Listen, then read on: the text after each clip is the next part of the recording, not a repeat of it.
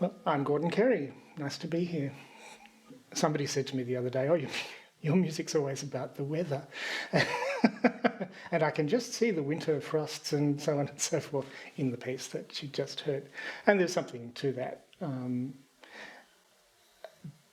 It's not simply, I don't think it's simply nature music, but I think it's music which makes a connection with, or makes me feel connected with the broader physical world. And I think, it is nature's voice after all, music.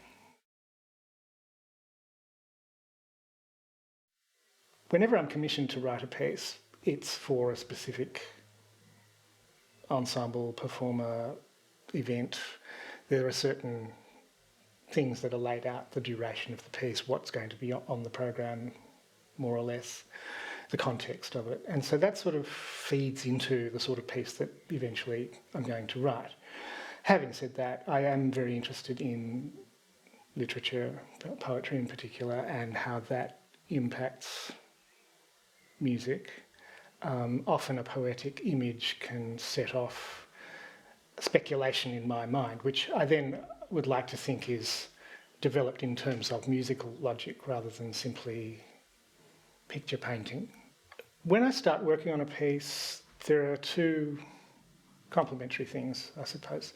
One is to have, or to work out a kind of ground plan, a map of what the overall piece is going to do.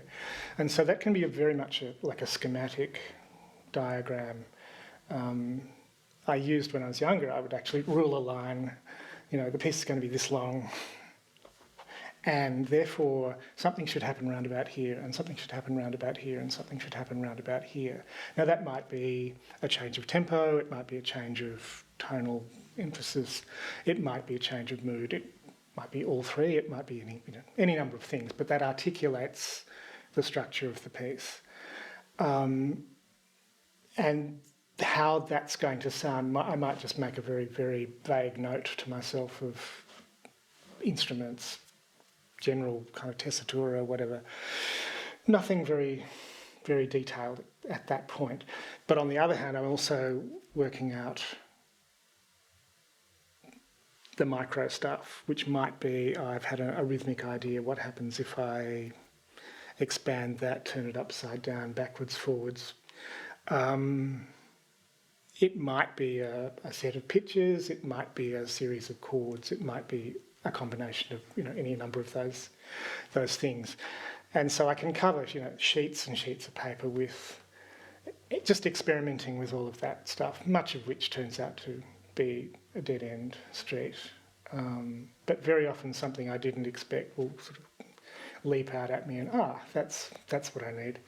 And that will become, an important structural element in the piece. So it's sort of, there's the macro stuff going and the micro, and then there's an awful lot of sitting around just scratching the head hoping for an idea. And of course that is part of the process as well, and it needs to happen, even though it's a bit tedious when you can at the end of the day feel like you've done absolutely nothing, and then take the dogs for a walk and suddenly something clicks into place. So, and if it's a good idea, one remembers it. So not getting it down straight on paper is often not a bad thing. When I'm working at that micro level,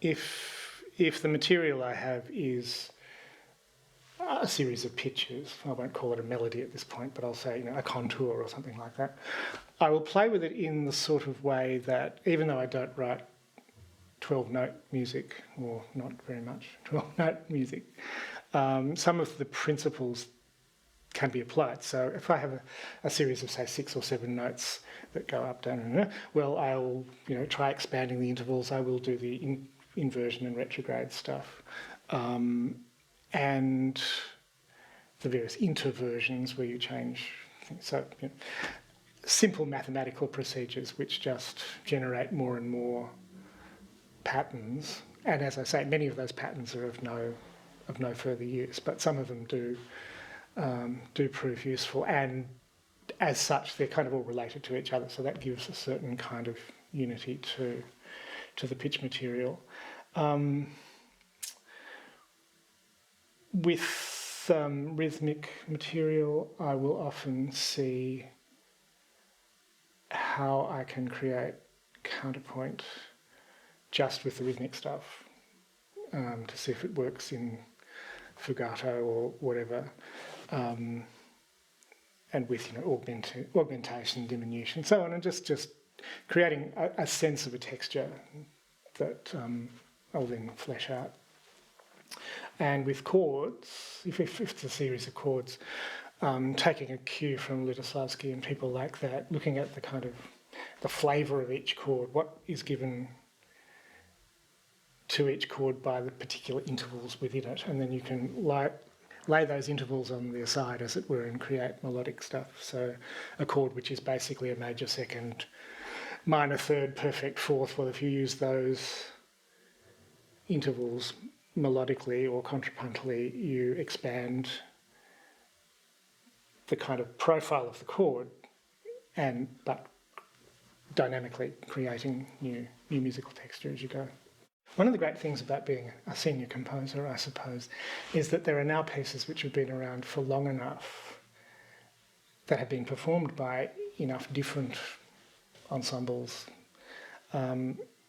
that I've now heard a number of interpretations of them.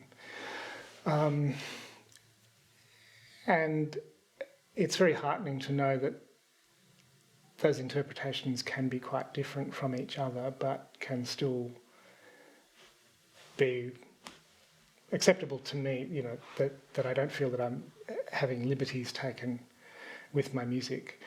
And occasionally somebody will come along and solve a problem that I thought was in the music in the first place, simply by a very subtle interpretive decision.